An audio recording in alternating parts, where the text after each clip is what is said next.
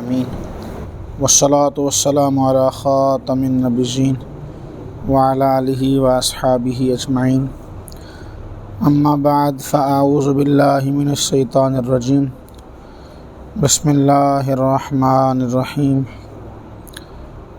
یا ایھا الناس قد جاءکم برہان من ربکم عظیم صدق اللہ مولانا العظیم وبلغناہ رسولہ النبی الکریم الامین العظیم ان اللہ و ملائکتہ یصلون علی النبی یا ایھا الذین آمنوا صلوا علیہ وسلموا تسلیما با آواز بلند محبت سے دروشی پڑھیں الصلاۃ والسلام علیکم وعلی آلک واصحابک الصلاۃ والسلام علیک وعلی آلک واصحابک. اللہ کریم کا بڑا احسان ہے جس پاک ذات نے آج ایک بار پھر مجھے آپ کو جمع ہو کر اپنا اور اپنے محبوب صلی اللہ علیہ وسلم کا ذکر خیر کرنے کی توفیق عطا فرمائی ہے. یہ پارہ 6 سورہ نساء اس کی آیت نمبر 174 کا کچھ حصہ آپ حضرات کے سامنے پڑھا ہے. اللہ کریم جل وعلا ارشاد فرماتا ہے یا ایھا الناس، اے لوگو، قد جاءکم، تمہارے پاس آیا ہے، برہان، واضح دلیل، من ربکم، تمہارے رب کی طرف سے. مبارک جملے ہیں. اللہ کریم جل وعلا نے ارشاد فرمایا ہے تمہارے پاس اللہ کی طرف سے ایک روشن دلیل آئی ہے. یہاں برہان سے مراد میرے اور آپ کے آقا صلی اللہ علیہ وسلم کی ذات والا ہے. پارہ 6 ہے، سورۃ النساء ہے، آیت نمبر 174 ہے اس کا ابتدائی حصہ. وہاں برہان کہا گیا ہے میرے آقا کو. یہ حضور کا خوبصورت نام ہے. ساری دنیا یہ مانتی ہے کہ رسول کریم صلی اللہ تعالی علیہ وسلم رب کی ذات کی نشانی بن کر تشریف لائے ہیں. اللہ کی ذات کی دلیل کے طور پر میرے آقا صلی اللہ علیہ وسلم تشریف فرما ہوئے ہیں. اب ہم قرآن پڑھتے ہیں تو اللہ کریم دوسرے نبیوں کے بارے میں قرآن میں فرماتا ہے کہ ہم نے موسیٰ کو بھیجا بالبینات، دلیلیں دے کر، دلیلوں کے ساتھ بھیجا. موسیٰ آئے تو دلیل لے کر آئے تھے، یعنی موسیٰ کو دلیل نہیں کہا کہ دلیل دے کر بھیجا تھا، ہم نے نشانی دے کر بھیجا تھا. جناب عیسیٰ کا ذکر پڑھیں گے قرآن میں تو قرآن یہی کہہ رہا ہے ہم نے عیسیٰ کو دلیلیں دے کر بھیجا ہے، بالبینات، بینات کے ساتھ بھیجا ہے.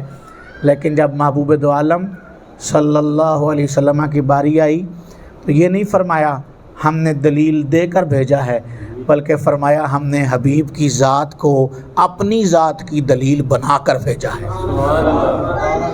حضور دلیل ہیں رب کے ہونے کی، سر سے لے کر پاؤں تک رسول دو عالم صلی اللہ علیہ وسلم کا سراپا میرے محبوب کی مبارک ذات، رسول دو عالم صلی اللہ تعالی وسلم کا مبارک جسم جو ہے، قد مبارک میرے آقا صلی اللہ علیہ وسلم کا، رواں رواں، سر کے بالوں سے پاؤں کے ناخنوں تک ہر چیز میرے آقا کی رب کے ہونے کی دلیل ہے. رب نے محبوب کو معجزہ بنا کر بھیج دیا ہے. قرآن کہہ رہا ہے ہم نے نبیوں کو معجزے دیے ہیں، معجزات عطا فرمائے ہیں. اب جناب عیسیٰ آئے ہیں تو ان کے پاس بھی معجزات ہیں. وہ کہتے ہیں میں مٹی سے پرندہ بنا کر پھونک مارتا ہوں تو فَتَكُونُ طَيْرًا بِإِذْنِ اللَّهِ، اللہ کے حکم سے پرندہ بن جاتا ہے. مردہ لے آؤ تو میں ابھی زندہ کر دیتا ہوں. مادر زاد اندھا لے آؤ ابھی آنکھیں بھی دے دوں گا، نور بھی پیدا ہو جائے گا. اور کوڑ زدہ لے آؤ تو ابھی شفا بھی مل جائے گی.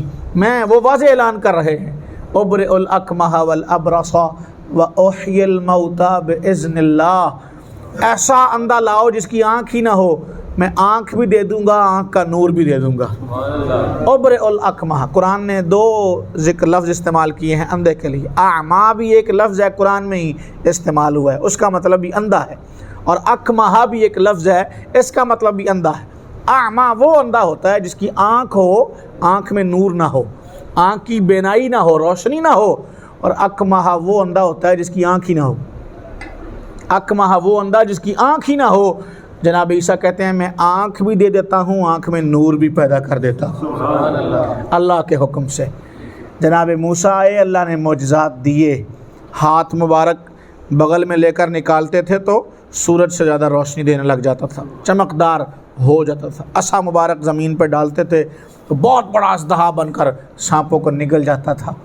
غرض یہ کہ نبی معجزات لے کر آتے رہے. سلیمان پیغمبر کو اللہ نے سمندروں پر، دریاؤں پر، ہواؤں پر، جنات پر، چرند پرند پر حکمرانی عطا فرمائی تھی. جناب داؤد کے ہاتھوں میں لوہے کو نرم کر دیا تھا کہ وہ اپنی مرضی سے جہاں چاہتے اسے موڑ لیتے تھے، جو مرضی شکل دے لیتے تھے. کمالات اللہ نے عطا فرمائے تھے. محبوب کریم صلی اللہ علیہ وسلم کی ذات والا حضور آ گئے تو میرے آقا کو رب نے 1-2 معجزات دے کر نہیں بھیجا، بلکہ پوری ذات کو ہی معجزہ بنا کر بھیج دیا. سبحان اللہ. کہ نبی دوسرے معجزے لے کر آئے، نبی دوسرے معجزے لے کر آئے، پر معجزہ بن کر آیا ہمارا نبی، معجزہ بن کر آیا ہمارا نبی. اب میرے آقا کے مبارک بال بھی معجزہ ہیں، رسول کریم صلی اللہ تعالی علیہ وسلم کی مبارک آنکھیں بھی معجزہ ہیں، کریم نبی علیہ الصلوۃ والسلام کا مبارک رخ یعنی چہرہ نور بھی معجزہ ہے، حضور کے لب معجزہ ہیں، لعاب دہن معجزہ ہے، حضور کے مبارک دندان معجزہ ہیں، میرے نبی کا سینہ معجزہ ہے، مصطفیٰ کریم کا پسینہ معجزہ ہے، اور مصطفیٰ کا مدینہ معجزہ ہے صلی اللہ علیہ وآلہ وسلم. حضور مدینے نہیں آئے ابھی تو مدینے کو لوگ یثرب کہتے ہیں کوڑے کا گھر ہے، بیماریوں کا کہ نکلنے کی جگہ ہے، تعفن اٹھتا ہے، یہاں سے بیماریاں پھیلتی ہیں. یثرب کہتے ہیں جب تک رسول پاک نہیں آئے. ادھر میرے آقا تشریف لائے، حضور کے قدم لگنے تھے، محبوب دو عالم علیہ السلام نے آ کر دعا کی، اللہ نے مدینے کو شفا دینے والا بنا دیا.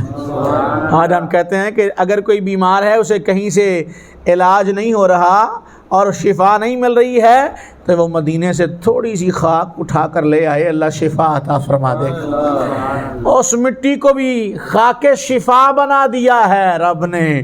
محبوب دو عالم صلی اللہ تعالی علیہ وآلہ وسلم وہاں تشریف فرما ہو گئے ہیں. کریم نبی علیہ السلام کی ذات والا سے جو شے لگ جاتی ہے، اللہ اسے بھی برکتیں عطا فرما دیتا ہے. کریم آقا صلی اللہ علیہ وآلہ وسلم کی مبارک ذات سے جس چیز کو نسبت ہو جاتی ہے، کپڑا لگ جائے جس میں نور سے، وہ برکتیں بانٹنے لگ جاتا ہے، شفائیں خیر بانٹنے لگ جاتا ہے. غلام میرے آقا صلی اللہ علیہ وسلم کے مبارک بال لے لیتے ہیں اور بالوں کو کیا کرتے ہیں، بھگوتے ہیں، پانی میں پھراتے ہیں، اور وہ پیالہ لے جا کر اپنے بیماروں کو پلاتے ہیں، اللہ شفا عطا فرما دیتا ہے. اور یہ رسول پاک کے وصال کے بعد کی بات ہے. کوئی کہے کہ نہیں زندگی میں تو ٹھیک تھا، وصال کے بعد ٹھیک نہیں ہے. نبی سے برکت ملتی ہے لیکن زندگی میں، جب نبی زندہ ہوں پھر کچھ دے سکتے ہیں، لیکن جب چلے جائیں پھر کچھ نہیں دے سکتے. حضور کی ذات تو بڑی بلند ہے، رسول پاک کا بال بھی اگر کسی نے رکھا ہوا ہے وہ بھی شفائیں بانٹ رہا ہے. کسی کے گھر میں میرے آقا کا بال بھی پڑا ہوا ہے، منہ مبارک بھی رسول کریم علیہ السلام کسی نے رکھا ہوا ہے، تو وہ بھی شفائیں بانٹ رہا ہے. غلام کہتے ہیں کوئی آتا ہے پیالہ لے کر، اور یہ زندگی میں بھی معمول تھا. مسلم کی حدیث ہے، نبی کریم صلی اللہ علیہ وسلم نماز پڑھا کر باہر نکلتے تھے، تو مدینے کے چھوٹے چھوٹے بچے پیالے لے کر پانی کے نا مسجد کے باہر ہی کھڑے ہوتے تھے، میرے آقا اپنے ہاتھ ان کے برتنوں میں رکھ دیتے تھے، وہ نبی پاک کے ہاتھوں کو دھوتے اور دھونے کے بعد وہ جو پانی ہوتا نا دھون میرے آقا کا وہ اپنے ساتھ لے جاتے اور گھر جا کر بیماروں کو پلاتے، اللہ شفا عطا فرما دیتا۔ یہ مبارک زندگی میں معمول تھا مدینے والوں کا، مبارک زندگی میں مدینہ طیبہ کے رہنے والوں کا معمول تھا کہ وہ اپنے بچوں کو بھیج دیتے نبی پاک کی مسجد میں، اور میرے آقا بھی ان پہ کرم نوازی فرما دیتے۔ اور اب اگر کوئی بندہ یہ کہے کہ ہمیں قرآن میں لکھا دکھا دو، تو قرآن میں کہیں لکھا ہے کہ نبی کے ہاتھ دھو کر پیو تو شفا ملے گی؟ قرآن کی کس آیت کا یہ مطلب ہے کہ نبی کے ہاتھ دھو کر پیو تو شفا ملے گی؟ لیکن صحابہ نے یہ کام کیا ہے کہ نہیں کیا؟ حضور نے کہیں کہا ہو؟ سارا حدیث کا ذخیرہ نکال کر کھنگال کر کوئی ایک حدیث نکال کر دکھا دے جس میں محبوب نے کہا ہو اگر کوئی میرے ہاتھ دھو کر اس کا پانی گھر لے جا کر بیماروں کو پلائے تو شفا مل جائے گی؟ کہیں فرمایا ہے؟ کہیں نہیں فرمایا۔ صحابہ کیوں کرتے تھے؟ جب قرآن میں نہیں لکھا، جب حضور نے نہیں فرمایا تو صحابہ کیوں کرتے تھے؟ کیونکہ صحابہ کا ایمان تھا مصطفیٰ کریم علیہ السلام کی ذات والا پر، اور حضور سے محبت تھی۔ جب کوئی پوچھتا، حبیب خود کہتے میرے بال نہیں گرنے دیتے، جسم کا پانی نہیں گرنے دیتے، وجہ کیا ہے؟ تو جواب ایک ہی آتا، محبوبہ ہم آپ سے محبت کرتے ہیں۔ یہ سارا کچھ محبت کی وجہ سے ہے۔ جواب نہیں مل گیا۔ کوئی کہے لائٹ کیوں لگائی ہے، جھنڈا کیوں لگایا ہے، جلوس میں کیوں گئے ہو، محفل کیوں کرائی ہے؟ قرآن میں لکھا ہے کہیں؟ ہاں جناب والا حدیث میں لکھا ہے کہیں؟ تو کہو بھائی نہ قرآن میں لکھا ہے نہ حدیث میں لکھا ہے، ہم تو یہ سب کچھ بس مصطفیٰ کی محبت میں کر رہے ہیں، حضور کے پیار میں کر رہے ہیں۔ یہ سب کچھ اچھا صحابہ نے نہیں کیا؟ صحابہ نے وہ کچھ کیا ہے جس کا ہم تصور بھی نہیں کر سکتے، جس کا ہم نہ ہمارے وہ مقدر نہ ہمارے وہ نصیب کہ ہمیں وہ ملتا جو صحابہ کو ملا ہے۔ صحابہ نے تو پاؤں چومے ہیں رسول دو عالم صلی اللہ علیہ وآلہ وسلم۔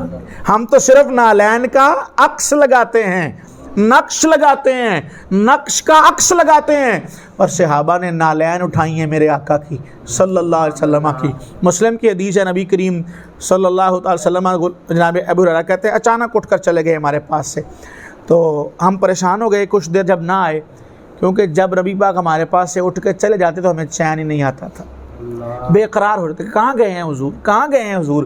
کہیں حضور کو ہماری غیر موجودگی میں کوئی تکلیف نہ پہنچے، تو ہم بے قرار ہو کر نبی پاک کو تلاش کرنے لگ جاتے تھے، ڈھونڈنے لگ جاتے تھے کہ کدھر گئے ہیں، کہاں گئے ہیں؟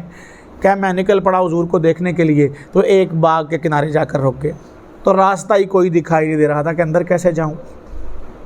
جناب ابو ہریرہ نے دیکھا کہ ایک نالی ہے جس سے پانی جا رہا ہے، اندر باغ میں پانی جا رہا ہے، تو آپ جھک کر اس نالے کے اندر سے باغ میں چلے گئے، اور وہاں میرے آقا تشریف فرما تھے صلی اللہ علیہ وسلم۔ لمحہ بھر رک کر حدیث پر غور کرے کہ نبی پاک باغ کے اندر ہیں، باغ کے چاروں طرف دیوار ہے، اور جناب ابو ہریرہ دیوار سے باہر کھڑے ہیں۔ کس شے نے بتایا تھا کہ اندر حضور بیٹھے ہوئے؟ کس چیز نے بتایا تھا؟ جناب ابو ہریرہ کہتے ہیں ہمیں ضرورت ہی نہیں پڑتی تھی ڈھونڈنے کی، بس جہاں حضور ہوتے تھے وہاں سے مہک ایسی آتی تھی کہ خوشبو ایسی آتی تھی کہ پتہ چلتا تھا میرے آقا وہاں تشریف فرما، کہ عرصہ ہوا طیبہ کی گلیوں سے وہ گزرے ہیں، عرصہ ہوا طیبہ کی گلیوں سے وہ گزرے ہیں، اس وقت بھی گلیوں میں خوشبو ہے پسینے کی، اس وقت بھی گلیوں میں خوشبو ہے پسینے۔ جناب ابو ہریرہ کہتے ہیں کہ ضرورت ہی نہیں پڑتی تھی ڈھونڈنے کی، راستے کی مہک ہمیں وہاں لے جاتی تھی جہاں حضور تشریف فرما ہوتے تھے۔ باغ کے اندر گیا، محبوب پاک جلوہ گر تھے، بغیر پیچھے دیکھے میرے آقا نے فرمایا ابو ہریرہ بغیر پیچھے دیکھے، چونکہ میرے آقا کو پیچھے دیکھنے کی ضرورت ہی نہیں پیش آتی۔ مسلم کی حدیث ہے، رسول پاک نے فرمایا میں جیسے آگے دیکھتا ہوں ایسے ہی پیچھے بھی دیکھتا ہوں۔ نماز پڑھاتے ہوئے رسول پاک نے کہا کہ تمہارے رکوع اور خشوع مجھ سے پوشیدہ نہیں ہے، رکوع صحیح کیا کرو، یہ نہ سمجھو میں آگے دیکھ رہا ہوں، میں جیسے آگے دیکھتا ہوں ایسے ہی اپنے پیچھے بھی دیکھتا ہوں. اور رکوع تو نظر آتا ہے، خشوع نظر نہیں آ سکتا، کیونکہ خشوع کہتے ہیں دل کی کیفیت کو، رکوع کہتے ہیں ظاہری حالت کو، اور خشوع کہتے ہیں دل کی کیفیت کو. بندہ دل میں کس طرح نماز پڑھ رہا ہے، حضوری کے ساتھ پڑھ رہا ہے، بے توجہی کے ساتھ پڑھ رہا ہے، دل جمعی کے ساتھ پڑھ رہا ہے، یا جس طرح بھی ادا کر رہا ہے. محبوب کہتے ہیں میں تمہارا ظاہر حال بھی دیکھ رہا ہوتا ہوں اور تمہارے اندر کا حال بھی میں دیکھ رہا ہوتا ہوں. رکوع بھی مجھے پتہ ہے، خشوع بھی. یہ غلاموں سے رسول کریم علیہ السلام نے کہا کہ مجھ پر تمہارے رکوع بھی چھپے ہوئے نہیں ہیں اور تمہارے خشوع بھی چھپے ہوئے نہیں ہیں، پوشیدہ نہیں ہیں، مجھے پتہ ہے. تو میں جیسے آگے دیکھتا ہوں ویسے ہی پیچھے دیکھتا ہوں. جناب ابی ہریرہ کہتے ہیں حضور نے بغیر دیکھے کہا ہریرہ، میں نے کہا لبیک یا رسول اللہ. کہا حضور میں حاضر ہوں. کہا میرے نالین اٹھاؤ. سبحان اللہ. کیا کہا؟ یہ مبارک جوتیاں اٹھاؤ. جناب ابو ہریرہ کہتے ہیں میں نے اٹھائیں اور نبی پاک کی جوتیاں سینے سے لگا لیں. سبحان اللہ. اور رسول دو عالم نے کہا ابو ہریرہ اسے لے جاؤ، باہر جو بندہ یہ کہتا ملے کہ اللہ کے سوا کوئی معبود نہیں، اسے کہو رسول اللہ کہتے ہیں تو جنتی ہے. سبحان اللہ. یہ نالین ساتھ لے جاؤ. نالین میری کو کوئی یہ نہ سمجھے کہ شاید ابو ہریرہ اپنے پاس سے کہہ رہا ہے، یہ نہ سمجھے. نالین لے جاؤ میری ساتھ اور باہر نکلو. باہر نکل کے جو بندہ ملے کہے لا الہ الا اللہ، اسے کہنا رسول اللہ کہتے ہیں تم جنتی ہو. باہر نکلے نا تو جناب عمر مل پڑے. سبحان اللہ. باغ سے نکلے دیکھو عمر سے ملاقات ہوئی. کہا کدھر جا رہے ہو؟ کہا رسول کریم علیہ السلام نے فرمایا ہے باغ سے باہر جو بندہ ملے کہے لا الہ الا اللہ، اسے کہنا تم جنتی ہو. سبحان اللہ. جناب عمر نے کہا بس ٹھیک ہے، حضور کا حکم پورا ہو گیا، اب واپس چلو. سبحان اللہ. جناب ابی ہریرہ اس بات پر اڑ گئے. انہوں نے کہا نہیں، مجھے نبی پاک نے بھیجا ہے، نالین بھی دی ہیں اور کہا ہے کہ جا کر لوگوں سے کہو یہ بات. کہا نہیں، چلو رسول پاک کے پاس واپس. جناب ابو ہریرہ کو زبردستی واپس لے گئے رسول پاک کے پاس اور حضور سے جا کر کہا یا رسول اللہ، اگر آپ لوگوں کو یہ بات کہہ دیں گے کہ صرف لا الہ الا اللہ کہنے پر نجات ہو جانی ہے تو لوگ تو عمل سے غافل ہو جائیں گے، وہ تو عمل ہی نہیں کریں گے. انہیں تو یہ مور لگ جائے گی کہ رسول اللہ نے کہہ دیا ہے جس نے کہا لا الہ الا اللہ وہ جنتی ہے. تو محبوب اگر اتنے پر ہی نجات ہو جانی ہے تو لوگ تو عمل نہیں کریں گے. نبی پاک علیہ السلام نے کہا ٹھیک ہے، آپ خاموش ہو گئے. جناب ابی ہریرہ نے رسول پاک سے یہ شکایت نہیں کی کہ عمر مجھے زبردستی لے آئے ہیں.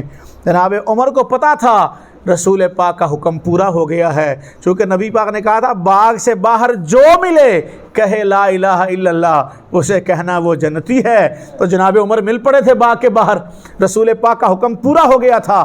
جناب عمر رضی اللہ تعالیٰ عنہ نے حضور سے کہا کہ لوگ جو ہیں یہ غافل ہو جائیں گے، اگر یہ خالی مل گیا کہ لا الہ الا اللہ کہنے پر نجات ہے تو پھر لوگ تو عمل نہیں کریں گے، وہ عمل کی طرف راغب نہیں ہوں گے.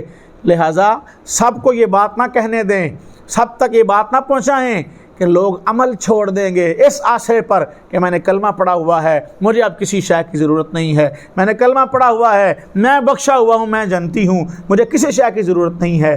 یاد رکھیں ایمان کے ساتھ اعمال ضروری ہیں.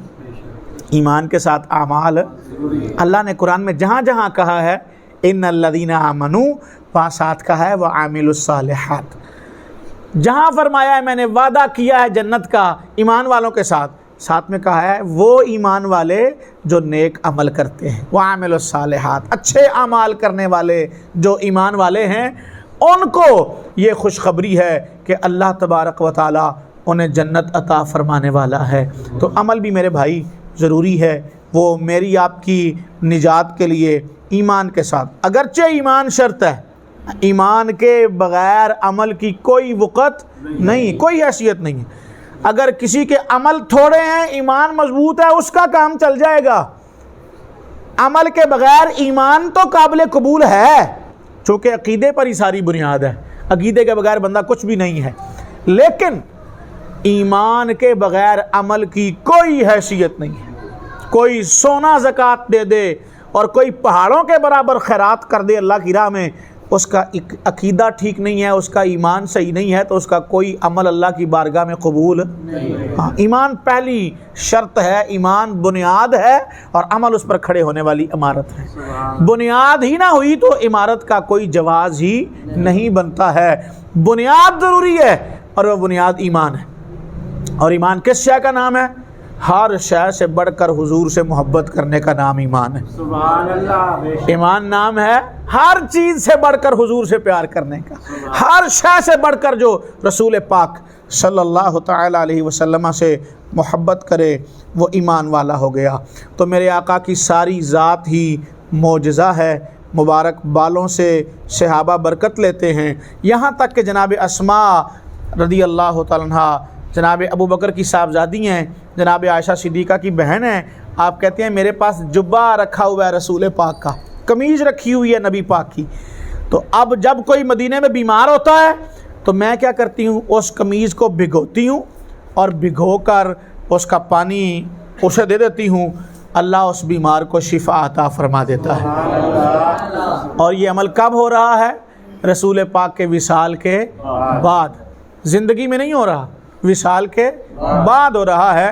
مبارک قمیض میرے آقا کی جو رکھی ہوئی ہے وہ شفائیں بانٹ رہی ہے، اس سے لوگ شفا حاصل کر رہے ہیں وصال کے بعد۔ رسول کریم علیہ السلام کی مبارک زندگی میں ایک غلام نے آ کر کریم نبی علیہ السلام سے کہا، یا رسول اللہ صلی اللہ علیہ وسلم، میرے ابا جی انتقال کر گئے ہیں اور میں چاہتا ہوں آپ اپنی قمیض اتار کر مجھے دیں، میں اس کا کفن پہنانا چاہتا ہوں۔ تو رسول پاک نے اس دن 2 قمیضیں، سردی کا موسم تھا، 2 قمیضیں پہن رکھی تھیں، تو نبی پاک نے اوپر والی قمیض اتار کر دینا چاہی، تو اس نے کہا کہ یہ اوپر والی قمیض نہ دیں، بلکہ جو اندر قمیض پہنی ہوئی ہے نا، جو جسم کے ساتھ لگی ہوئی ہے وہ اتار کر دیں، میں نے اپنے ابا کو اس کا کفن دینا ہے، وہ قمیض اتار کر دیں۔ رسول کریم علیہ السلام نے اپنی قمیض اتاری اور اپنے غلام کو دے دی۔ غلام اپنے باپ کی اس نیت سے لے گیا کہ اللہ مصطفیٰ کی قمیض کا صدقہ میرے باپ پہ رحمت فرما دے گا، سبحان اللہ، حضور کی قمیض کا صدقہ میرے باپ پہ کرم ہو جائے گا۔ ایک غلام نے نبی کریم علیہ السلام کو چادر تحفے میں دی، یمنی چادر تھی، میرے آقا کو بڑی پسند تھی، رسول پاک نے جو چادر اوڑھی ہوئی تھی اس پر پیوند لگے ہوئے تھے، تو نبی پاک نے وہ چادر اتاری، پرانی اور نئی اوڑھ لی۔ ایک غلام نے اٹھ کر کھڑے ہو کر کہا، یا رسول اللہ یہ چادر مجھے دے دیں، یہ مجھے دے دیں۔ نبی پاک نے فوراً وہ نئی چادر اتار کر اسے دے دی، خود دوبارہ پرانی اوڑھ لی۔ اب جو ساتھی پاس بیٹھے تھے نا دیگر صحابہ، انہوں نے ملامت کی اسے اور کہا کہ تم نے اچھا نہیں کیا، تمہیں پتہ بھی ہے کہ نبی پاک کو چادر کی ضرورت بھی تھی، پرانی چادر تھی، نبی پاک نے اوڑھ لی، اور یہ بھی پتہ ہے کہ جب رسول پاک سے مانگو تو میرے آقا نہ بھی نہیں کرتے، سبحان اللہ، حضور دے دیتے ہیں، پھر بھی تم نے مانگ لی۔ اس نے کہا مجھے ضرورت نہیں تھی چادر کی، مانگی صرف اس لیے ہے کہ اپنے بچوں کو کہہ کر مروں گا، جب مر جاؤں تو مجھے اس چادر میں کفن دینا، جس نے رسول دو عالم صلی اللہ علیہ وسلم کے جسم کے بوسے لیے ہوئے اس چادر کا کفن دینا۔ کسی نے ناخن رکھے ہوئے ہیں اپنے پاس نبی پاک کے، اور وصیت لکھی ہے اپنے بچوں کو کہ مر جاؤں جب قبر میں لٹاؤ تو یہ ناخن میرے چہرے پہ پھیلا دینا، سبحان اللہ، میرے چہرے پہ ڈال دینا۔ یہ ناخن رسول دو عالم صلی اللہ علیہ وسلم کے مبارک ناخن ہیں کسی غلام کے پاس، کسی نے بال اپنے پاس رکھے ہوئے ہیں اور ٹوپی میں سی رکھے ہیں۔ جناب خالد بن ولید رضی اللہ تعالیٰ عنہ نے رسول پاک کے مبارک بال اپنی ٹوپی میں سیے ہوئے ہیں، اور وہ مبارک ٹوپی پہن کر جنگ میں پہنچتے ہیں اور کہتے ہیں جس جنگ میں مصطفیٰ کے بالوں والی ٹوپی پہن کر جاتا ہوں اللہ نبی کے بالوں کا صدقہ مجھے فتح عطا فرما دیتا ہے۔ جناب خالد رضی اللہ تعالیٰ عنہ جس جنگ میں رسول پاک کے مبارک بالوں والی ٹوپی پہن کر جائیں، اللہ حضور کے بالوں کا صدقہ، یہ حضور کے وصال کے بعد کی باتیں ہیں ساری، میرے آقا کے وصال کے بعد غلام برکت حاصل کر رہے ہیں، نبی پاک سے برکت لے رہے ہیں، رسول پاک کے مبارک بالوں سے، حضور کے مبارک جبے سے، حضور کی مبارک قمیض سے، حضور کے جسم کی مبارک چادر سے، رسول پاک کے مبارک ناخنوں سے، حضور کے وصال کے بعد جو ہے وہ برکت حاصل کر رہے ہیں۔ اور سیدہ عائشہ صدیقہ رضی اللہ تعالیٰ عنہ، آپ سے لوگوں نے آ کر شکایت کی کہ بارش نہیں ہو رہی، بڑی دیر ہو گئی ہے، بارش نہیں ہو رہی ہے، بہت دیر ہو گئی ہے، کیا کریں، کیسے سیراب ہوں گے؟ تو انہوں نے کہا ایسے کرو، رسول کریم علیہ السلام کی مبارک قبر اور آسمان کے درمیان چھت ہے، اور چھت پر چھوٹا سا سوراخ کر دو، کھڑکی بنا دو، اور رسول دو عالم علیہ السلام کی مبارک قبر اور آسمان کے درمیان کوئی رکاوٹ نہ رہے۔ نعرہ تکبیر، نعرہ رسالت، نعرہ حیدری، تاجدار ختم نبوت۔ حضور کی مبارک قبر اور آسمان کے درمیان کوئی رکاوٹ نہ رہے، کھڑکی بناؤ جو آسمان کی طرف کھلے اور اسے کھول دو، پھر دیکھو اللہ مصطفیٰ کی مبارک قبر کا صدقہ بارش عطا فرما دے گا۔ غلاموں نے ویسے ہی کیا، اللہ نے سیراب فرما دیا۔ یہ وصال کے بعد کے سارے معاملے ہیں، وصال کے بعد کی ساری باتیں ہیں۔ 14 صدیوں سے امت میرے آقا صلی اللہ تعالی علیہ وآلہ وسلم کی ذات والا سے برکت حاصل کر رہی ہے۔ حضور کی ذات تو وراء الورا ہے، محبوب کے صحابہ برکت والے ہیں کہ بخاری شریف میں روایت ہے کہ مسلمان جب جنگ کرنے نکلتے تو پوچھتے ہمارے درمیان کوئی صحابی ہے، کوئی صحابی رسول ہے اس لشکر میں؟ تو وہ کہتے ہیں کہ ہاں ایک صحابی رسول ہے، تو اللہ اس ایک صحابی کی وجہ سے ہی اس لشکر کو فتح عطا فرما دیتا، اس ایک صحابی کی وجہ سے ہی اللہ تبارک و تعالی فتح عطا فرما دیتا۔ رسول کریم صلی اللہ تعالی وسلم کے صحابہ ان جگہوں کو بھی برکت والا سمجھتے ہیں۔ یہ احزاب کا دن تھا، خندق والا دن، اور جنگ فتح نہیں ہو رہی تھی، کئی دن گزر گئے تھے۔ بدھ کا دن آیا، رسول پاک نے بدھ والے دن ظہر کی نماز کے بعد وہاں گڑ گڑا کر اللہ سے دعا مانگی کہ اللہ فتح عطا فرما دے۔ تو بدھ والے دن ظہر کی نماز کے بعد وہ دعا میرے آقا کی احزاب کے پاس جو ہے وہ خندق جہاں کھودی تھی وہاں مدینے کے باہر قبول ہو گئی۔ جناب عبداللہ ابن مسعود کہتے ہیں جب مجھے کوئی، حضور کا تو وصال ہو گیا ہے، لیکن جب مجھے کوئی اہم کام درپیش ہوتا ہے تو میں بدھ والے دن ظہر کی نماز کے بعد وہاں جاتا ہوں جہاں نبی پاک نے دعا مانگی تھی، اور وہاں بیٹھ کر دعا مانگتا ہوں، اللہ مصطفیٰ کی دعا کے صدقے میری دعا کو قبول فرما لیتا ہے۔ بدھ والے دن ظہر کے بعد وہاں جاتا ہوں خندق کے پاس جہاں رسول پاک کی دعا قبول ہوئی تھی، وہاں بیٹھ کر دعا مانگتا ہوں، اللہ حبیب کی دعا کا صدقہ میری دعا کو قبول کر لیتا ہے۔ جناب عبداللہ ابن عمر حج کا سفر کر رہے ہیں اور اثناء راہ وہ جگہیں ڈھونڈتے ہیں، تلاش کرتے ہیں، اور ڈھونڈ کر ان جگہوں پہ نماز پڑھتے ہیں جہاں میرے آقا کا قدم لگے ہوئے کہ حضور نے یہاں قیام کیا تھا، وہاں بھی نماز پڑھتے ہیں، حضور نے مکے کے سفر میں یہاں قیام کیا تھا، وہاں بھی نماز پڑھتے ہیں۔ وہ جگہ برکت والی جگہ ہے جہاں رسول کریم علیہ السلام کے مبارک قدم لگے ہوئے ہیں۔ حضور کی شان تو وراء الورا ہے، اللہ نے نبیوں کی قبروں کو بھی برکت والا بنایا ہے۔ قرآن واضح اعلان کر رہا ہے، فرمایا سبحان الذی اسریٰ بعبدہ لیلا من المسجد الحرام الی المسجد الاقصی الذی بارکنا حولہ لنریہ من آیاتنا انہ هو السمیع البصیر۔ اعلان کیا اور کہا وہ پاک ذات جو راتوں رات اپنے محبوب کو لے گئی مسجد حرام سے مسجد اقصی، اور وہ مسجد اقصی جس کے ارد گرد کو اللہ نے برکت والا بنایا ہے۔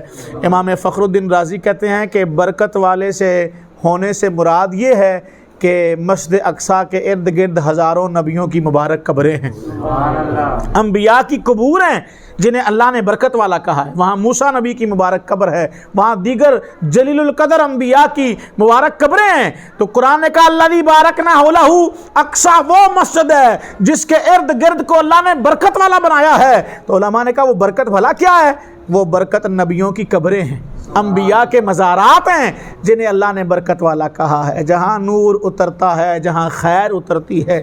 اور میرے آقا کی مبارک قبر، اللہ اکبر، جہاں رسول دو عالم صلی اللہ تعالی علیہ وسلم تشریف فرما ہیں، وہ مبارک قبر جو ہے، وہ مبارک جگہ جو ہے، جو ڈائریکٹ رسول پاک کے جسم کے بوسے لے رہی ہے، ڈائریکٹ جسم پہ مبارک کے بوسے لے رہی ہے، وہ کائنات کی ہر چیز سے افضل ہے۔ سبحان اللہ۔ جو مٹی رسول کریم علیہ السلام کے مبارک جسم کو چھو رہی ہے، وہ مٹی کائنات کی ہر شے سے افضل ہے، چونکہ میرے آقا اللہ کی افضل ترین مخلوق ہیں، افضل ترین مخلوق ہیں، یعنی مخلوق ساری میں کوئی رسول اللہ سے بڑھ کر نہیں ہے۔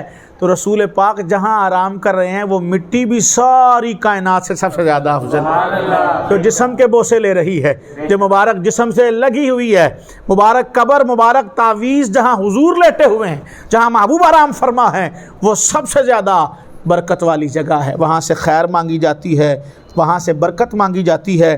وہ مبارک جگہ جہاں رسول دو عالم صلی اللہ تعالی علیہ وسلم آرام فرما ہیں، حضور کی تربت انور ہے جس میں مبارک رکھا ہوا ہے، صدیوں سے غلام وہاں جاتے ہیں، حضور کو سلام عرض کرتے ہیں اور محبوب کریم علیہ السلام سے برکت حاصل کرتے ہیں۔ ایک غلام نے مسجد نبوی میں رسول کریم علیہ السلام کے مبارک روضے کی طرف منہ کیا ہوا ہے، تو دوسرے نے کہا کہ تمہیں چاہیے کہ تم قبلے کی طرف منہ کر کے دعا مانگو اور رسول کریم علیہ السلام کی قبر کی طرف منہ نہ کرو۔ تو آپ نے کہا بھلا میں رسول اللہ کی طرف پیٹھ کر دوں، پشت کر دوں، جو قیامت والے دن میرا بھی وسیلہ ہے، میرے باپ آدم کا بھی وسیلہ ہے۔ کہا میں حضور کو کیسے پشت کر دوں، رسول پاک کی قبر کی طرف رخ کر کے ہاتھ نہ اٹھاؤں، دعا نہ مانگوں، جبکہ رسول پاک میرا بھی وسیلہ ہیں اور روز قیامت میرے باپ آدم کا بھی وسیلہ ہے۔ یہ رسول کریم نے خود فرمایا ہے، کریم آقا کی مبارک حدیث۔ محبوب نے کہا اللہ کی ساری مخلوق، یہاں تک کہ اس میں ابراہیم بھی موجود ہوں گے، وہ بھی قیامت والے دن میرا ہی وسیلہ تلاش کریں گے، میرا ہی وسیلہ ڈھونڈیں گے، ساری مخلوق، جس میں ابراہیم جیسا جلیل القدر پیغمبر بھی ہوگا۔ اس لیے شاہ احمد رضا نے کہا تھا وہ جہنم میں گیا جو ان سے مستغنی ہوا، وہ جہنم میں گیا جو ان سے مستغنی ہوا، ارے ہے خلیل اللہ کو بھی حاجت رسول اللہ کی، ہے خلیل اللہ کو بھی حاجت رسول اللہ کی۔ رسول پاک کا وسیلہ تو ابراہیم کو بھی چاہیے ہوگا قیامت والے دن، تو تم کہو کہ نہیں ہاتھ نیچے کر لو، ادھر ہو جاؤ ادھر ہو جاؤ۔ جناب ابو ذر غفاری رسول پاک کی قبر پر گرے ہوئے ہیں اور مبارک چہرہ رخسار اپنے مال رہے ہیں مبارک قبر پر۔ مجمع الزوائد میں حدیث ہے، کبھی یہ رخسار رکھتے ہیں، کبھی یہ رخسار رکھتے ہیں، رگڑ رہے ہیں حضور کی مبارک قبر پر، اور پاس سے بادشاہ وقت گزرا ہے مروان نے دیکھا تو تعجب کیا، حیران ہوا، تو آپ نے کہا تو جب سر اٹھایا تو اور حیران ہو گیا کہ یہ کوئی بدو دیہاتی عربی نہیں بلکہ یہ جلیل القدر صحابی ہے رسول اللہ کا، یہ قبر پر چہرہ مل رہا ہے رسول پاک کی مبارک قبر پر۔ تو رسول کریم صلی اللہ علیہ وسلم کے غلام نے جواب دیا اور کہا کہ جئت رسول اللہ ولمات الحجر، میں رسول اللہ کے پاس آیا ہوں، کسی پتھر کے پاس نہیں آیا۔ کہا تمہیں تعجب کیوں ہو رہا ہے، میں چہرہ مل رہا ہوں تو کیا پریشانی ہو گئی ہے، اگر میں چہرہ ملا ہے میں کسی پتھر کے پاس نہیں آیا، رسول اللہ کے پاس آیا ہوں۔ محبوب کریم صلی اللہ علیہ وسلم اپنی مبارک قبر سے مجھے ملاحظہ فرما رہے ہیں۔ سیدہ عائشہ صدیقہ خود فرماتی ہیں کہ نبی پاک کی مبارک قبر ہے میرے حجرے میں، جب تک رسول اللہ اکیلے ہیں میں کبھی بغیر چادر کے بھی چلی جاتی ہوں، کیونکہ میرے کمرے کے اندر ہی، میرے حجرے کے اندر ہی قبر ہے رسول پاک کی۔ پھر میرے والد صاحب آ گئے، پھر بھی میرا یہی معمول رہا، کبھی چادر کے ساتھ کبھی بغیر چادر بھی میں چلی جاتی قبر پر، حاضر ہوتی رسول اللہ کے روضے پر۔ پھر جناب عمر آ گئے میرے حجرے میں حضور کے ساتھ، اب جب میں جاتی ہوں تو چادر لے کر جاتی ہوں، اب میں پردے کے ساتھ جاتی ہوں رسول کریم علیہ السلام کی مبارک قبر پر۔ اب یہ جناب سیدہ عائشہ صدیقہ رضی اللہ تعالی عنہا کیا ارشاد فرما رہی ہیں، کیا کہہ رہی ہیں؟ گویا رسول پاک کی اپنے قبر نور سے آنے والے کو دیکھ رہے ہیں، مصطفیٰ کے ساتھ لیٹے ہوئے حضور کے غلام بھی آنے والے کو ملاحظہ فرما رہے ہیں، آنے والے کو دیکھ رہے ہیں۔ نبی کریم صلی اللہ تعالی علیہ وآلہ وسلم کی مبارک قبر جو ہے یہ خیر، برکت، رحمت، نور اترنے کی جگہ ہے، وہ مبارک جگہ جہاں 70,000 فرشتے صبح آتے ہیں، 70,000 ملائکہ رات آتے ہیں، اور جو ایک بار آ جائے اسے دوبارہ آنے کا پھر موقع نہیں ملتا۔ یہ وہ مبارک جگہ ہے جہاں اللہ نے ایک فرشتے کی ڈیوٹی لگا دی ہے۔ رسول پاک نے فرمایا میری قبر پر اللہ نے ایک فرشتہ بٹھا دیا ہے، اور اس ایک کیا اسے انعام عطا کیا ہے؟ اعطاہ اسماء الخلائق، ساری مخلوق کے ناموں کا علم عطا فرما دیا ہے۔ سارے جہان میں سے جب کوئی مجھ پہ درود پڑتا ہے تو وہ فرشتہ سن لیتا ہے، اور اسے یہ بھی پتہ چل جاتا ہے کہ اس کا نام کیا ہے، اس کے باپ کا نام کیا ہے، قبیلہ کیا ہے، تو وہ کہتا ہے یا رسول اللہ ان فلان بن فلان قد صلی علیک، یا رسول اللہ فلاں جو فلاں کا بیٹا ہے اس نے آپ پر درود پڑھا۔ مجھے بتائیں قبر نور پر جو فرشتہ دربان ہے، ڈیوٹی کر رہا ہے، اس فرشتے کا یہ مقام ہے، خود قبر والے آقا کا کیا مقام و مرتبہ ہو، خود قبر والے آقا کو رب نے کیسی شان اور عزت عطا فرمائی ہو۔ اور جو کہتا ہے سنتے نہیں، جانتے نہیں، پتہ نہیں ہوتا، یہاں سے نہ پکارو وہاں جا کے پکارو، جو نبی وہاں سن رہا ہے وہ یہاں سے بھی سن رہا ہے، جو وہاں سن رہا ہے وہ اگر نہ سنتے ہوتے تو وہاں بھی نہ سنتے، کیونکہ وہاں بھی پردے ہیں، قبر مبارک میں لیٹے ہیں، اوپر مٹی ہے، کوئی باہر سے کھڑے ہو کر سلام کہتا ہے، جو نبی وہاں سے سنتے ہیں وہ یہاں سے بھی سنتے ہیں، کیونکہ دور سے سننے کی بات ہو رہی ہے، بغیر کسی واسطے کے سننے کی بات ہو رہی ہے، تو واسطے کے بغیر تم وہاں بھی مانتے ہو۔ قبر پر کھڑے ہو کر ڈائریکٹ تو نہیں رسول پاک سن رہے، کوئی مائکرو فون لگایا ہوا ہے مبارک قبر میں، وہ رسول پاک پردے میں رہ کر سن رہے ہیں۔ اگر کہتے ہو وہاں سنتے ہیں یہاں نہیں سنتے، تو اس سے بڑی اور حماقت کیا ہو سکتی ہے؟ اگر نہ سنتے ہوتے تو وہاں بھی نہ سنتے، وہاں سنتے ہیں، تو اس کی دلیل ہے کہ میرے آقا یہاں سے بھی سنتے ہیں، چونکہ رسول کریم صلی اللہ تعالی وسلم دور و نزدیک کی آوازوں کو سماعت کر لیتے ہیں۔ اس پر بہت ساری احادیث رسول پاک علیہ السلام کی ذات سے شواہد موجود ہیں۔ اللہ کریم نے قرآن مجید میں فرمایا، یہ مبارک سورہ نساء ہے اور آیت نمبر 174 ہے، پارہ 6 ہے، جہاں سے بات شروع کی تھی۔ اللہ نے کہا یا ایھا الناس، اے لوگو، قد جاءکم من ربکم برہان، اے زمانے والو، اے دنیا والو، اللہ کی طرف سے تمہاری طرف ایک دلیل آ گئی ہے، روشن دلیل آ گئی ہے، اور وہ روشن دلیل میرے آقا کی ذات والا ہے صلی اللہ علیہ وآلہ وسلم۔ اللہ کریم ہمیں رسول پاک صلی اللہ علیہ وسلم کی برکتیں اور حضور صلی اللہ علیہ وسلم کا فیض جیتے جی بھی نصیب فرمائے، مرنے کے بعد بھی نصیب فرمائے، اور روز حشر بھی ہمیں رسول پاک کی نظر رحمت نصیب ہو جائے۔ آمین۔ وآخر دعوانا الحمدللہ رب العالمین۔